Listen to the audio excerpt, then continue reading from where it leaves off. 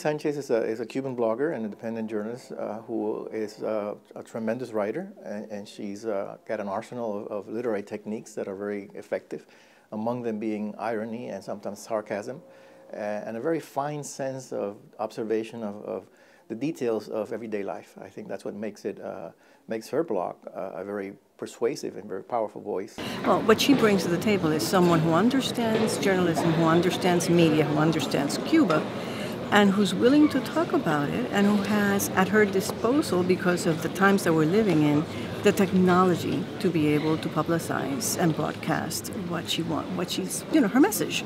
Yoani has also become a media construction, if you will.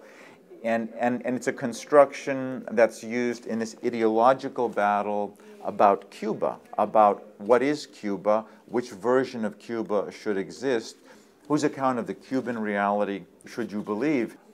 So I think you have to distinguish between, on the one hand, Yoani Sanchez as a Cuban artist who's highly talented and whose work should be celebrated as an individual artist, and Yoani Sanchez as a totem and as an ideological chess piece.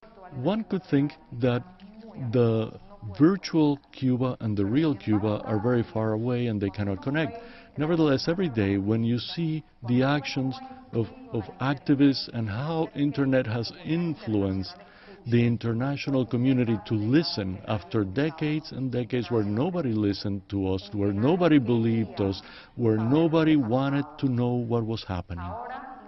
Now, the internet is helping us. It's helping us to explain to the world what is happening inside our country. She's willing to hold accountable those in power, and that's the true journalism. That's what journalism is all about.